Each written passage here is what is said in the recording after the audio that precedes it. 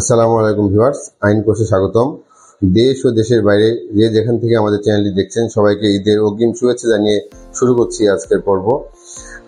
আজকে আমরা আলোচনা করব চেক ডিজনার মামলার একটি রিভিশন নিয়ে। মূলত যারা সাধারণত বলে থাকেন যে নিম্ন আদালত থেকে মামলা খালাস হয় না বা নিম্ন আদালতের মামলা খালাসটা দেখতে পান না, বিশেষ করে তাদের জ্ঞাতার্থেই এই আজকের আলোচনাটি।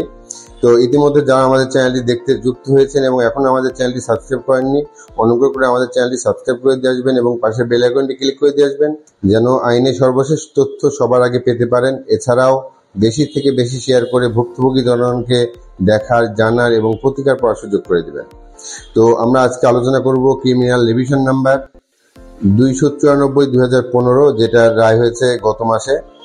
তো এই মামলাটির ঘটনা ছিল এরকম যে ঋণদানকারী প্রতিষ্ঠান ব্র্যাক বিডিপি একজন গ্রহীতাকে ঋণ প্রদান করেন এবং সেই ঋণের বিপরীতে তিনি অধিকাংশ টাকা পরিশোধ করার পরেও ঋণ গ্রহীতা কিছু কিস্তি ডিউ পড়লে ঋণদানকারী প্রতিষ্ঠানটি একটি চেক ব্যাংকে উপস্থাপন করেন এই মর্মে যে ঋণ গ্রহীতা তাকে সেই চেকটি ঋণের বিপরীতে প্রদান করেছেন এবং পরবর্তীতে চেকটি ডিজনার হলে সেই প্রতিষ্ঠানটি ঋণ গ্রহীতার বিরুদ্ধে এনে একটা 138 ধারায় মামলা দায়ের করেন।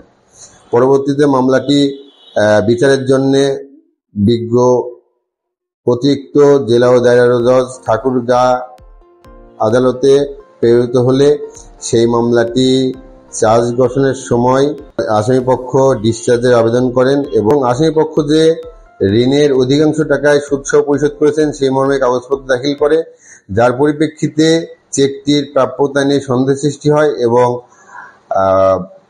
সংশ্লিষ্ট আদালত, বিচারিক আদালত মামলাটি ডিসচার্জ করে আসামিকে অব্যাহতি প্রদান করেন।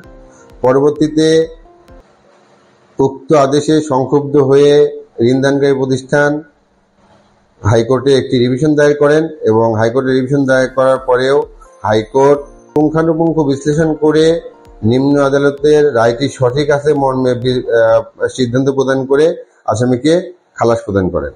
তো এখানে দেখা যাচ্ছে যে যদি আপনি একটি প্রতিষ্ঠান থেকে ঋণ গ্রহণ করেন এবং পরবর্তীতে সেই প্রতিষ্ঠানে আপনি নিয়মিত টাকা দিতে থাকেন এবং কিছু টাকা বকেয়া থাকার কারণে আপনার নামে যদি পুরো টাকাটা ক্লেম করে যদি মামলা দায়ের করে এবং আপনারা যদি সঠিকভাবে সেই বিষয়টি আদালতে উপস্থাপন করেন দালিলিক প্রমাণ সহ, তাহলে আশা করা যায় আপনারাও এই বিষয়গুলিতে প্রতিকার পাবেন।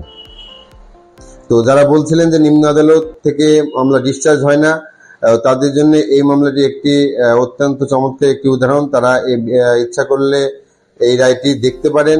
এই রায়টিতে বিশদ বিশ্লেষণ করা আছে এবং উচ্চ আদালত সেই বিষয়গুলি পুঙ্খানুপুঙ্খ বিশ্লেষণ করেছেন।